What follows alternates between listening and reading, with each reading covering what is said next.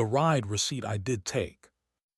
At 11:31 p.m., when the dog had decided the hallway belonged to him and the dishwasher was having the last word, my email congratulated me on a journey I hadn't made. Your ride is complete. The app was cheerful and smug, two adjectives I associate with sales reps and seagulls. A digital receipt sat inside like a folded map. Pick up my address. Drop off Harbor Street Hotel. Total, a number that would have seemed reasonable if it belonged to me. Shared account, I reminded myself. Mara and I link everything except playlists. We learned that trick after the Christmas where I accidentally discovered my gifts in recently played. The receipt listed the writer as Mara G. There was a small thumbnail of the route, blue line bending toward the part of the city that likes to pretend it invented fog. Under notes to driver ***, one word. North ***, lowercase, obedient. I could have marked it as a mistake and gone to bed, the way you move a chair you're going to trip over later. Instead, I refreshed. The app offered me friendly suggestions for places I might be headed next. One of them was *Harbor Street, again ***.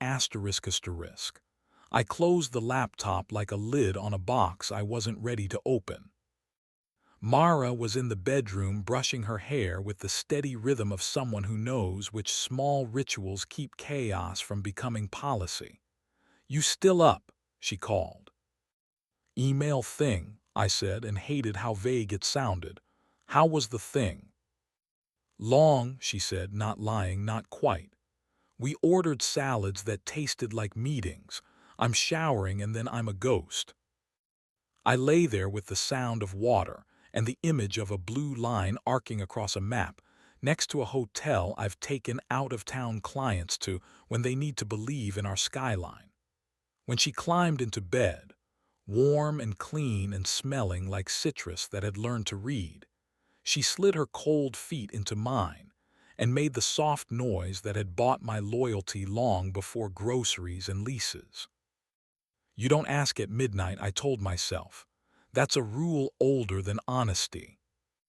In the morning, I pretended to be the kind of person who runs before coffee. The harbor was already awake, cranes doing their choreography, the water assigning itself moods. The Harbor Street Hotel sat with the dignity of money that doesn't need to be loud. I didn't go in. I ran past like a person testing the perimeter of a feeling. I work in product for a company whose app teaches people to make good choices about their time. The irony is that my own calendar treats me like an optional update. At 10:03, I was pretending to care about a banner color when my phone testified again. "We noticed you left something behind. The rideshare app is needy. Items recovered. Silk scarf navy, charger white, receipt paper. A claim *** button pulsed like a conscience." I pressed it and immediately regretted how easy it is to be a person in 2025. A chat bubble appeared. "We can deliver to your home or office between 3-5 p.m. I wrote *office*.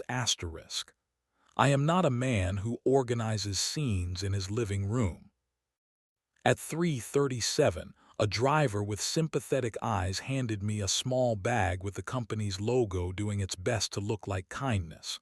The scarf was Mara's, or could be. Navy is her apology for black. The charger was generic, which is its own kind of intimacy. The paper receipt had the hotel's crest in the corner and 3 lines written in a neat, bland hand. Soup X1, TX1, tray to 904. A signature, bare initials RL. When I tilted the paper, I saw a faint impression beneath. Someone had pressed hard enough to ghost the previous order. Ice X1, extra blanket, thank you. "Everything all right?" my coworker said from the doorway, the one who likes to narrate my facial expressions when meetings fail to do the job. I put the bag in a drawer like a person committing to a plot without reading ahead. You don't ask at 4 p.m. either. That's the other rule. You ask when the day stops pretending to be reasonable. At 6:40, Mara texted asterisk train delayed. At 7:05 asterisk home in 20. At 7:26 almost there. At 7:34 our front door did its clean click and she stepped in with wind in her hair and a face that looked like it had spoken to too many fluorescent lights. She kissed my cheek in the kitchen, and I was a coward and kissed back because love is a habit we kept even when the rest needed renegotiation. I got a weird email, I said finally, when the pasta water began to look like a plausible reason to stand near each other. From the ride app, about a ride I didn't take. She was quiet in the way of people walking across a frozen river in their heads. Last night, she said. I took one last night. To Harbor Street. Yes, she said, and the word was honest in that particular way honesty can be when it's carrying more than it can balance. I needed air. She opened a cupboard with theatrical interest.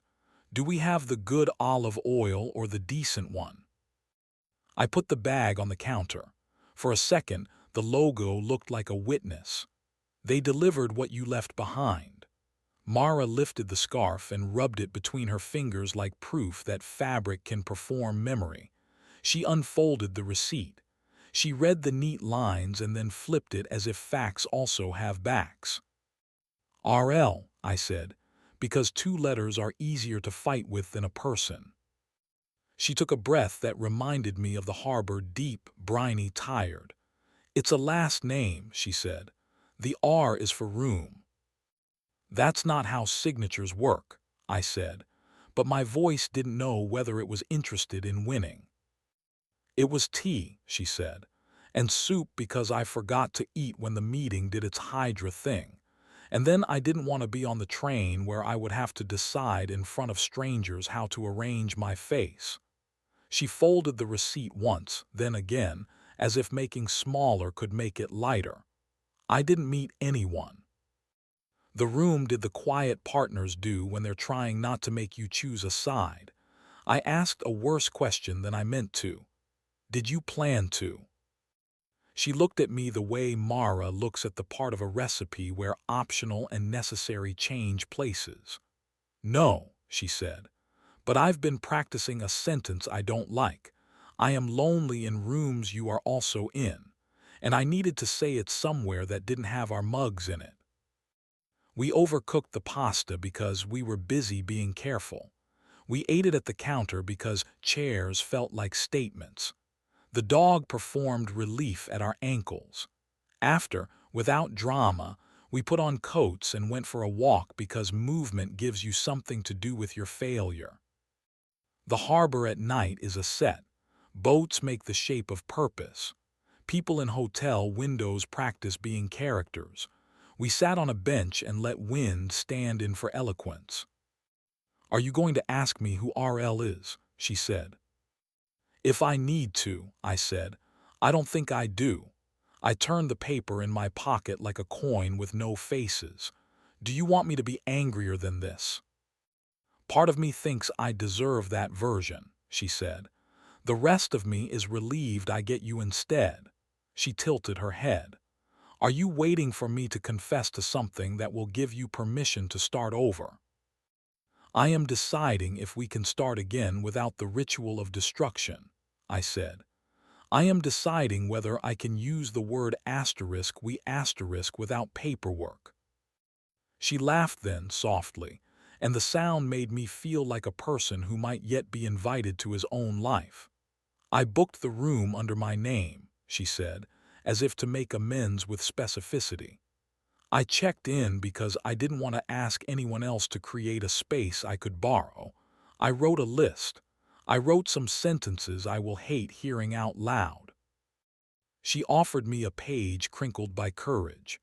Under the title When I Don't Want to Lie asterisk asterisk, her handwriting had arranged small truths into neat lines. Phone's in the drawer at 9.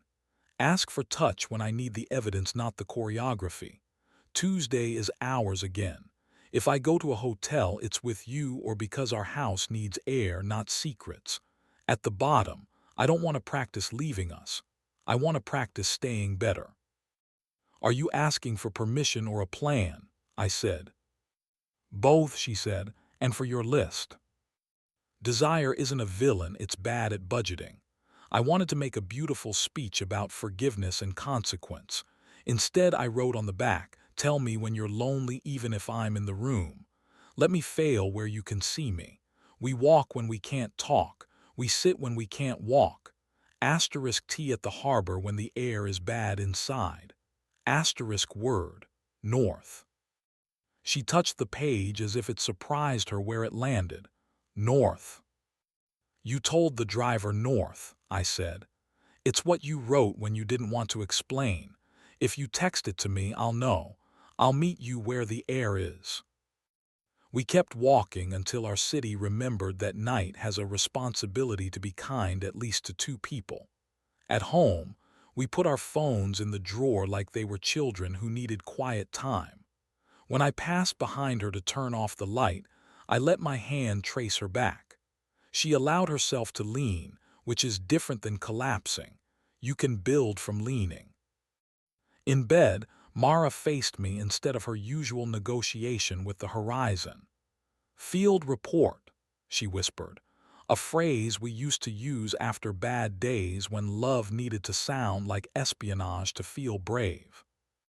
I waited until morning to ask, I said. I don't know if that was wise. I know it's what got us here gently. Gently counts, she said.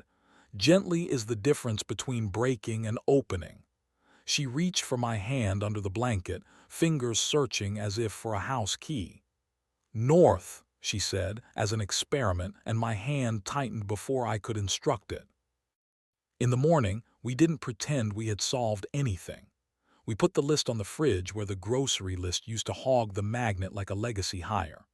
I emailed the app back, the same way you might thank a photographer who caught you at a flattering angle without mercy. Thanks for the delivery. No further action needed. The screen offered me a 5-star rating for a service I did not ask for, and for once I clicked skip asterisk asterisk. Not everything needs a grade before it can be true. At lunch I walked by the hotel and didn't look up. There was a busker outside playing a song I know too well, the one about getting on a boat that never leaves and loving the view anyway. I tipped more than the melody deserved. On impulse, I went inside and asked for an envelope. At the little desk where everyone decides what kind of guest they plan to be, I wrote asterisk asterisk room 904 asterisk and then crossed it out because sentimentality is expensive. I wrote asterisk for the housekeeper who saves lost things, and inside I put the receipt signed RL. At 7 that night, Mara texted me a single word, north asterisk. I didn't write why. I didn't write are you okay. I just put on my coat and met her where the river drags the city forward, where the air feels rented and the lights make a case for mercy. She was there with 2 cups of tea she'd bullied from a cafe that thinks it closes when the day does. We stood with our shoulders not quite touching. Do you think this is ridiculous? She asked, and the question had the lightness of someone who is no longer asking permission to stay. I think it's a map, I said, and we've been walking without one because pride is bad at directions. She passed me the cup and smiled in a way that preferred verbs. Let's go home, she said, and for once home didn't feel like paperwork. It felt like a place we wouldn't have to leave to say what we meant.